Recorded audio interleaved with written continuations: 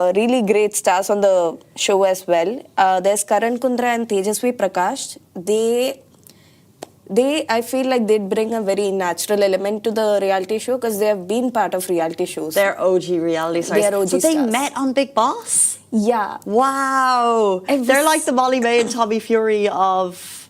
I don't know this.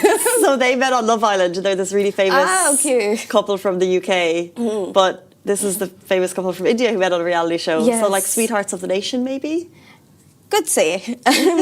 Big Boss house is becoming a very... I feel like they are also setting up couples at this point. But this is one of the OG couples, yeah. They were like already... They were household names. Like they were loved because they were part of Indian serial industry. And then they moved to reality television as well. So Big Boss, I think the 15th season, I think. It runs for a very, very long time. Yeah. So the 15th season, I think they met, they fell in love, and they got married. And then soon enough, they were actually making, like their life was already under the lens, I feel like. They were being discussed everywhere. And then their shift to Dubai became a bigger topic because they were already like, they were known for, you know, loving the luxurious life. So they've got this car collection, all the luxurious collections. And then Dubai became the new big thing. They've come to the right place. They've come to the very right place. But it was very, like, I think this is the controversial bit in the show because most of them are business people, entrepreneurs and all of them. And you've put these celebrities in there. It feels a bit of like an outsider, but I feel like these are the actual reality people coming in. Well, true. I think the one thing we know about them is they have cash to flash and they've come to the right city for it. You can do whatever you like in Dubai. Speaking of mega things, you can do what you like.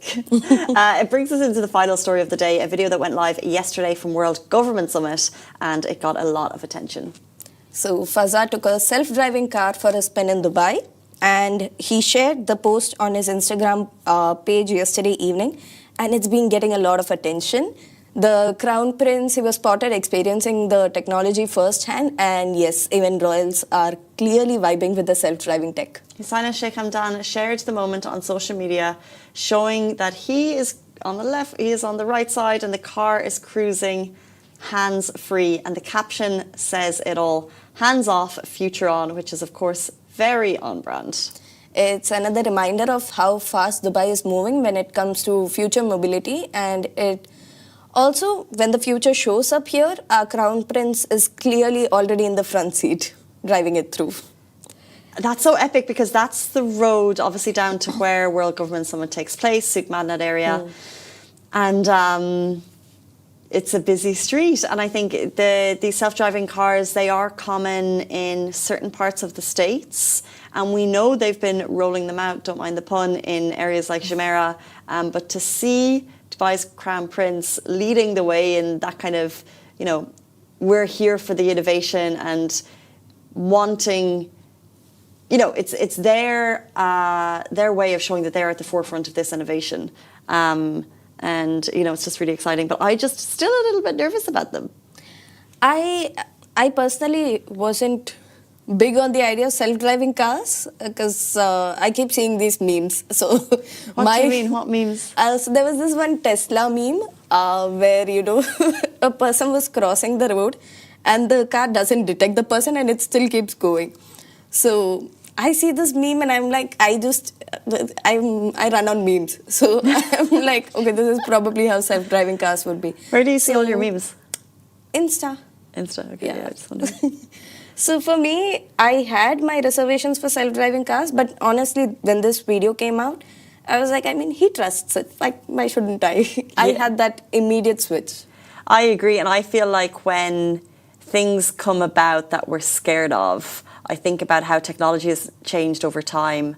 And, you know, when someone decided to create the first toaster and put it into a really old school kitchen, the kitchens were probably like, I don't want to use this toaster. You know, I'm just going to keep putting it under the grill or something. And we can be nervous of change. But then you have to look at driving on the roads. There's a lot of human error. There's, and my understanding of these self-driving cars is at the beginning, there will be accidents. And I think it was kind of, you know, when you roll these out on the streets, of course, there's going to be there'll be an adjustment period, which is a really scary thing that I think Tesla are probably aware of. But ultimately, when the technology is secure enough, it would essentially probably be safer to be in a self-driving car than a car that's being manned by a tired human, an overworked human, a human who is distracted by their phone, a human who's going through an emotional thing. And we all want to be the best drivers that we can be. But I know I've certainly had days where I take my eyes off the road in some way, or I do something that's not perfect on the road, and this technology will reach a point where it's better than me. And then therefore, if that technology wants to drive me down to Abu Dhabi and deal with the gliders when I go and deal with those guys, then I'm happy for the technology to do that. What do you think? I think, see, I sit on the other side, like I'm the passenger. So anybody driving me is fine. And I've had this person, like you mentioned, like the cab person that I go with, he's constantly on his phone. It's not like 1 or 2 seconds. He's constantly on his phone, and I get anxious. I would hate that. I get like first-hand anxiety, and I keep pressing the brakes from my passenger seat because I see these people coming. He doesn't see them. I see them. And I get a lot. Oh, that's I hate that when you're sitting, when you are the passenger and the driver is on their phones. It's the worst thing. Yeah. And it's not even like he's doing something important. He's scrolling past TikToks. Can you not say it? Say something? I said once, I'm like, oh, look, a car.